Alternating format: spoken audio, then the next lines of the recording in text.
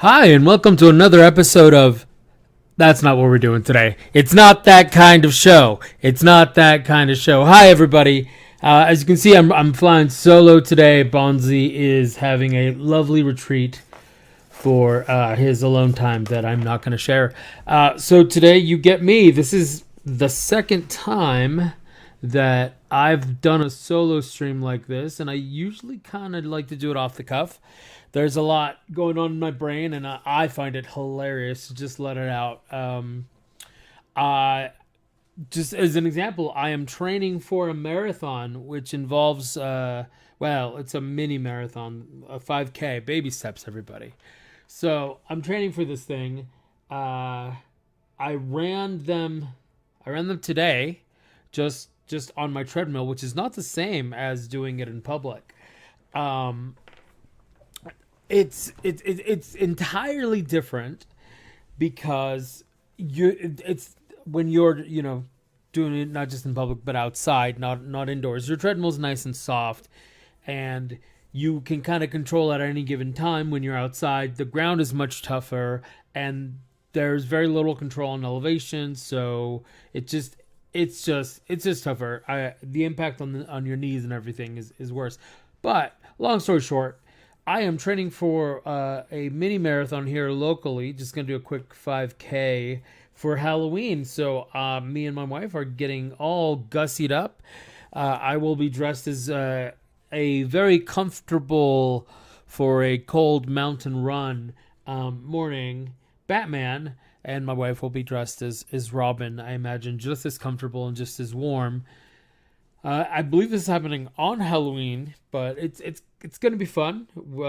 Neither of us are really lovers of running or any outside or outdoor activities, but like any self-respecting nerd, I do the video games. That's my jam. However, I spent too much time doing that, not enough time outside. Getting myself some weight. If you check out the older episodes, you can see just for my face and everything, it's just got a little chunk. Working my way out of that. Now that means I have to go outside and pretend to like being in nature. I'm kind of excited. I like giving myself goals, but other than that, I don't know. Doing stuff sucks and it's boring and it hurts. I'd rather be inside playing video games. Speaking of video games, I am currently 100%ing Control. I've talked about it a little bit on other episodes of the podcast, and I've definitely given it a review. However, now that Bonsai's not here, I can really delve a little bit deeper into why that is my jam. It's, for me, it is up alongside Mass Effect and Halo in the sense of my favorite games so far. Ratchet and Clank's also my top 5, but specifically Control, I really like the story. I wish a lot of it was given to you in more cutscenes, but with how long that game already is, I understand why they went the other way. But I do love the story. The main protagonist, what I like is that not only is she not made to be overpowered, like you legitimately struggle through some of the levels is before you earn things, and even how they're explaining it in game, like why she can do all the things that she can. Mind you, there's going to be a whole bunch of spoilers, I imagine, in the next couple of minutes. The name of the character is Jesse Faden, and you get very little introduction to her in the beginning. And I get why they did it. She gets to be the vessel by which the audience travels through this game, and they start you off with, well, you don't really know much about her because you don't really know much about the game. And as you start to realize, this character is she has a lot of depth. She carries a lot of guilt around with her because of things that they're going to reveal later. You do discover that she's here looking for her brother. Something in her past happened, and it made her brother made her and her brother get separated. She's been looking for him, and you're not quite sure what the Federal Bureau of Control quite is, but you basically start the game in the lobby. And then you go through and you start you start to find things like these weird notes and memos talking about what is and isn't allowed to go through the main lobby control point, and how certain items are affected a certain way, and what is and isn't allowed, and even how to tell the public and how to deal with them. As an example, if I recall correctly, but one of the memos explicitly stated that if someone wanders into the lobby first, like on purpose, and they already know about it, then politely ask them to leave and just let them know that it's classified. If they persist, you take them into custody. So there's already some fraying along the edges, which drew me in, of course. And as you're making your way, something's off about the building. Like, there was nobody at reception, and there doesn't seem to be very many people in any of the offices. At first, I attributed to it being nighttime. The game does tend to be on the darker side. I actually turn up the brightness on the game just to be able to just see certain things. I will say that just like Alan Wake, while I understand the mechanic and what they were going for, it makes it a little bit difficult for gameplay.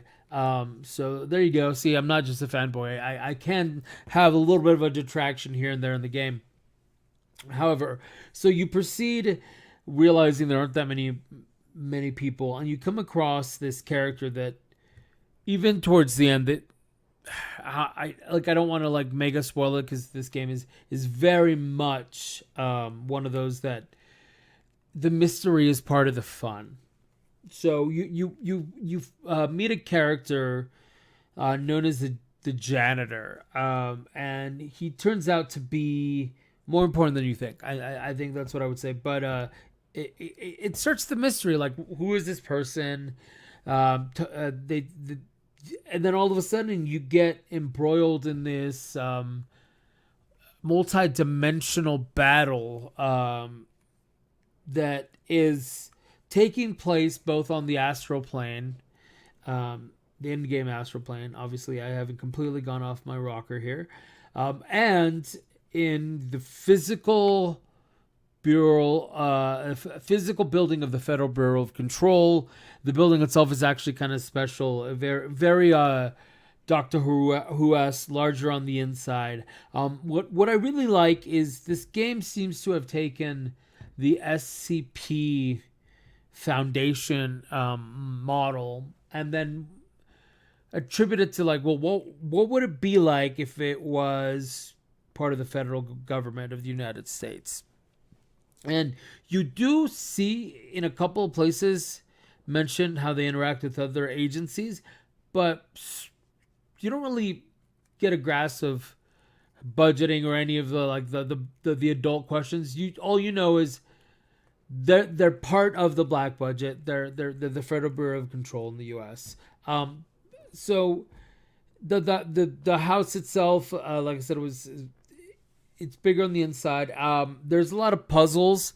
There are a lot of you just kind of hop up on these different platforms. So there's a lot of platforming. It's taken me a while to get there. However, I like that certain missions and side missions you have to discover. They're not just spoon-fed to you necessarily. You do have to go look around. There is a bit of problem with it being a collectathon.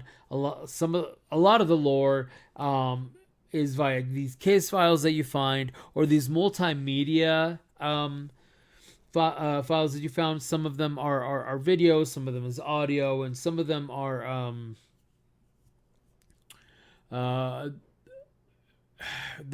best way I could describe it, that it's almost like a vignette where you get these trickle of information of the overall plot and what's going on behind the scenes, but done in a way where it's part cutscene, part info dump. Like, I don't think it's a bad mechanic. I just haven't seen something done like this in a while. But I like it. Control has been a pretty solid game. So strong female character. I do like that she's not a strong silent character. That happens a lot in these kinds of games. They don't give the main character a voice, but she's very well voice acted, and she gets a little bit of introspection. Obviously, I'm not qualified to know if the introspection would be 100% accurate. In her brain, like, I'm a dude. What do I know? What another female has in her head there? But I'm not even gonna try to guess. So it made sense to me, and I liked the touch and the storytelling. I also like that the conversations with other characters, while you do end up with the same case of, like at the end of Mass Effect, once you've gone through all the dialogue options, you just talk and you get that same response, and you have to just kind of figure it out. But I thought that the interactions that they did have were very well written, because it's definitely scripted. It's not. It's very linear, I should say. It's not like Mass Effect where different choices will elicit different responses. It's a very linear, but it's very informative. I enjoyed it, and it. One second, I'm losing it because I think my mic's working, but my headset has decided to just quit on me, which is fine. Who needs to hear anyways? All right. Let's try that again. Anyways, I would rate Control still very, dude, 4.7 out of 5. Um I actually can't wait what Remedy, the developer's, doing next. I've played a lot of their games. There is an Alan Wake tie-in, which is one of their other games. I played that. Fantastic game as well. I mention it every single time I talk about Control because it bears mentioning. I believe they're doing they're currently doing the re-release of Alan Wake. So check that out. I 100% recommend it. And I 100% recommend Control. All right. Switching gears entirely. What am I watching nowadays? So, funnily enough, my current comedy in the rerun in the background of everything else is Friends. I'm watching Friends again. I go through these rotations where I do stupid, funny shows in the background. The Office is in the rotation. Of course, everyone has heard me talk about Scrubs. And then I do that 70s show. And it just kind of swaps around. So right now, I'm back to Friends. I'm watching the show on Hulu, which I was surprised because I thought I was going to have to go seek out some app or finally pay for seasons of it. But no, I found it streaming on Hulu, although every episode says it expires on Sunday, so I'm either going to have to binge or find it somewhere else. And, part of my rotation for shows isn't always old stuff. I did finish Cougar Town at Bonsai's recommendation, and it's interesting to see the actress that was both in Cougar Town and in Friends, played Monica Geller, and then played the main character on Cougar Town. I'm completely blanking now. I'm going to have to look it up. I remember Jennifer Aniston's name, but for some reason, this character, Courtney Cox, why was that so difficult? So watching Courtney Cox in Friends and watching her in Cougar Town, I understand why she's a talented actress. However, I really have a hard time with her in Cougar Town. Maybe it's because, as Bonsai puts it, they braided her character. So she did get super dumb. By the end of it, she was my least favorite character. It was just obnoxious. But I'm watching Friends, and she's doing great as Monica, usual neurotic self. So that's my current. I don't even know, call it guilty pleasure that's going on. But other than that, things I'm actually watching. So I actually started a SEAL team. I'd heard about it. Anyone that has Anyone that has been around for a while knows that I've always said that there was the one man I would cheat on my wife for, and that's David Boreanaz. He was Angel in Buffy and Angel in Angel. As I've described him in the past, he's a spoonful of yummy. And so his new show after Bones, I believe, was SEAL Team. I like it. It's a lot more serious than I was intending for a show, like, action, suspense, drama, that kind of thing. But the only problem is I can't have that as my background. I have to be watching that. So I think that's going to turn into part of my workout show. But either way, so I'm checking that out. I've also been watching NCIS New Orleans. I like Scott Bakula. I want to like this show because I liked NCIS. It's just, I don't know what it is. I just think the acting's not that great. Scott Bakula's doing fine. Unfortunately, I just can't get over one of the agents. The hilarious part is that he was in Tokyo Drift, and I like that movie, right? Like, it's great. I think let me see, make sure I get this correct. Lucas York Black. So Lucas Black is the name of the actor. I don't want to talk trash. It's just, oh my god, his accent in both Tokyo Drift and in NCIS New Orleans. I just can't. Even my wife is like, I don't understand his accent. I don't know what he's going for. More power to him. So that's kind of rough. They're doing this thing where they're splitting up the technical experts. And while I like them, they have this like rivalry going on that doesn't make any sense. I don't know.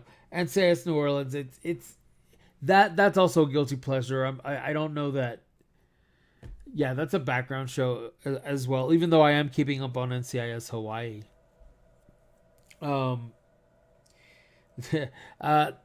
My wife is fascinated with that because, as I mentioned in the last episode, Nick Lachey's wife, the lead singer of 98 Degrees, is starring in that show. To the point where we were trying to figure out by watching the credits what name she was going by. Vanessa Lachey is what she's going by. And I'm still trying to get a feel for this new season or this new iteration of NCIS. Generally speaking, I hate it that shows now take about half a season to really get their groove, so I'm trying not to write it off. But yeah, it's less interesting so far. Although I haven't gone back to finish the original NCIS, so maybe at this point the whole show's just ruined with me. Ruined for me? Yeah, probably that. Words are hard, and English is silly. All right. What am I playing? Honestly, I'm kind of playing this mobile app game that I got into because they had a collab with Stargate SG-1, and you could get the spaceships called Astro Kings. But dude, it's totally one of those grind fests. It's my current app obsession, and no, we're not sponsored. I wish. Maybe they'd throw us some packs or whatever, because I got totally suckered in by the SG-1 stuff because I'm an ultra nerd for everything Stargate. Even Stargate universe, I was into the plot. I really wanted it to be more, but maybe that show also never got a chance to catch its stride. So who knows, boy. Talking about shows that never got a chance to catch their stride, Firefly. I think I'm gonna go back and rewatch that. I think it's time. It's been long enough. I just have to be careful that wherever I get it from, because I still have the DVDs, but I got to figure out what the right order is. I'm sure some other very helpful nerd out on the internet has posted an article on what the real order of the episodes are, because apparently they were released in the stupid order, and on the DVD they were packaged in the wrong order than how the and then how the episodes were supposed to be released, like story wise, as Joss Whedon was writing them. So I think I'm gonna start rewatch that. I hate that I go to watch older stuff more, but it's just, I don't know. There's very little time, and a bunch of the new stuff is so hit or miss, or it's just oversaturated. Like it's tough to get to everything. But yeah, I think I'm gonna watch Firefly. Then I'm gonna watch Serenity, and I'm thinking of picking up the comics as well, because I hear that they bridge a lot of that gap. But I thought that universe was grand. I was surprised they didn't do more, but at this point, I don't think there's ever going to be more with everything going on with Joss. Apparently, he's a monster. You know what? I have no idea, but multiple people have stated that there have been difficulties during film shoots, that he's aggressive, and some other very distasteful qualities. So it's unfortunate, because I do like to separate the person from the art. But it's, yeah, sometimes enough is enough, and well, that doesn't take away from what he's already produced. Maybe he just shouldn't be allowed to work in the industry anymore, just because, not because of what he believes or whatever. No, it's because apparently he can't just play nice with his actors. So, like, maybe he needs to take an extended break and reassess his life or something, and just maybe they don't ask him to come back for a while. But anyways, that being said, that doesn't take away from the work. I still love Angel. I love most of Buffy. There's a couple parts that I was never fond of, but anyways, so I completely went off on a tangent here about Joss, because I was talking about Firefly. I just kind of, it makes me sad. I always thought, I thought Joss Whedon is specifically what I was talking about. That kind of out of left nowhere, I was responding to the chat, because while some of you are listening to the recording, there are also folks watching the live chat on 5D podcast on YouTube. Look at that! I was able to throw a little shout out to myself. But anyways, moving right the fuck on with that subject.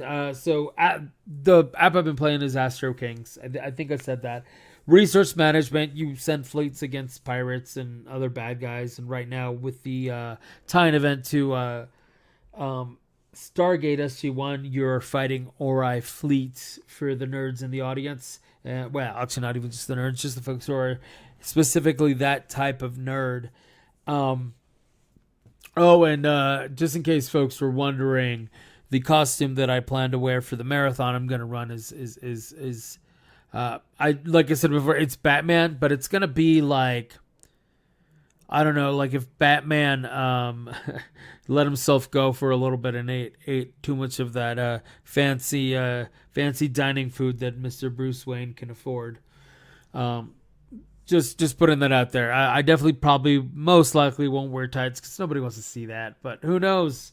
I'm wearing a mask, and I'll probably never see any of these people ever again. So maybe I'll just let it hang loose. Woo!